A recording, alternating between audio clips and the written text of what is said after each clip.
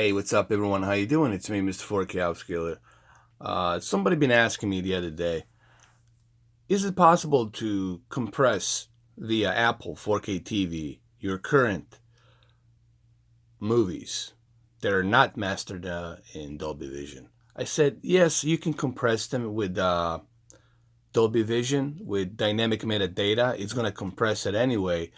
But you have to remember, this only works the best if the movie it's already uh, compressed to a Dolby Vision dynamic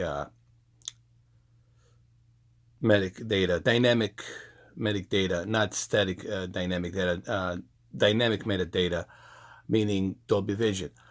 However, the only thing I notice when I switch on my Apple 4K TV from static metadata to dynamic metadata compression, I do notice that the screen becomes a bit brighter, but it's still, honestly, it's brighter, but it's not like it doesn't really look that great because now you got a television trying to compress something that wasn't meant to be compressed. All right. And like I said, it looks brighter. What I did notice is that it's brighter, and it's like much brighter on the Dolby Vision compression. I can maybe show you a couple of more scenes. This is on Predator, the original Predator, 1987. Not the Predator. The Predator, it's coming out this year. Okay, it's directed by Shane Black, but this is Predator without the duh. And you will see that right here, that it's just brighter. It's just everything becomes more brighter, which is sometimes it's good. Don't get me wrong. Having a brighter colors, brighter screen definitely helps. But it still, how do I say this? Can you watch it being compressed by dynamic metadata, by Dolby Vision on this Vizio, on not this Vizio, on this TCL? Yes, you can. You can watch it, but remember, Dolby Vision only works the best if the movie it's already encoded for Dolby Vision. This is a compression, so whatever you see on here, the processing of Dolby Vision is going to compress this and make the picture look a little bit brighter. Okay, but it's not going to be by like a huge margin or anything like that.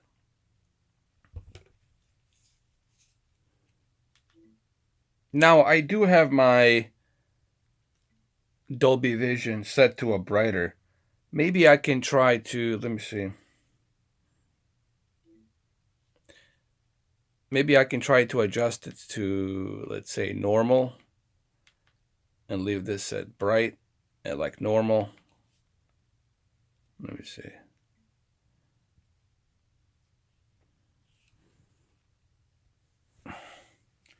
All right, that looks a little bit better. It looks a bit better. But you do notice as soon as you turn that compression on your Apple 4K TV, that Dolby Vision compression, you do notice that everything, that the colors become a bit brighter because it's trying to compress that 10-bit television, it's trying to compress it with 12-bit dynamic metadata. Remember that this TV, it's not 12-bit, it's a 10-bit. It cannot do 12-bit. But dynamic metadata, Dolby Vision is trying to use that compression here. All right, and then it's trying to fit it into the 10-bit color. Let me look at one more scene really quick. Hold on. I mean, the compression is definitely, it's brightening out a lot of scenes. So I think you can use it considering the fact that this Predator movie doesn't even have HDR on the 4K version of the Apple.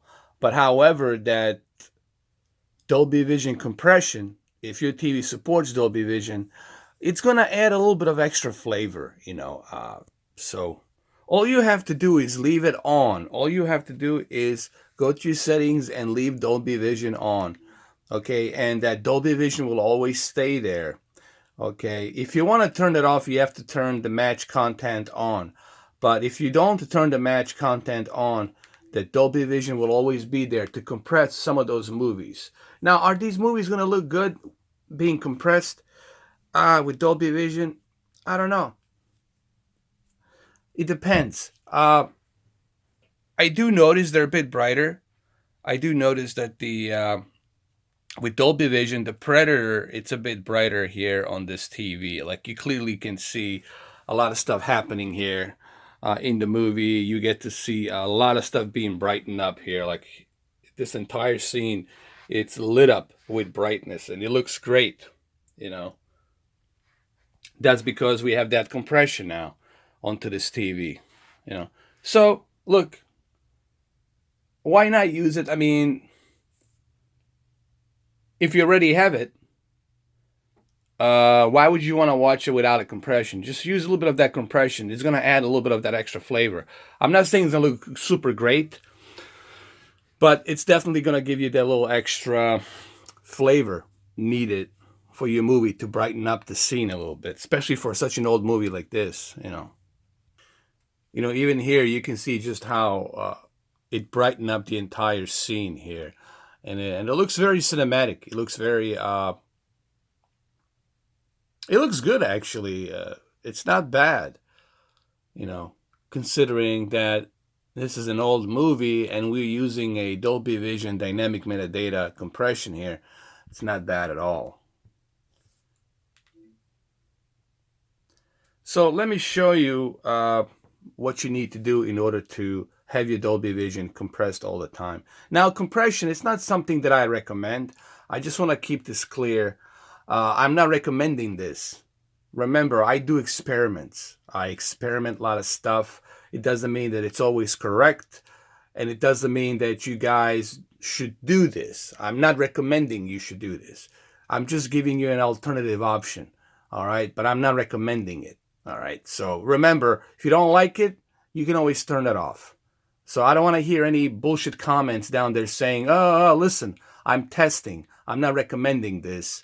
All right? You don't have to do this. I'm just giving you an alternative shortcut option if you want to use it. If you don't want to use it, don't use it, brother. But don't bitch and moan to me down in the comment section. All right? I'm just letting you know. So let's go ahead and let's go to the settings, and I'm going to show you guys how to do this.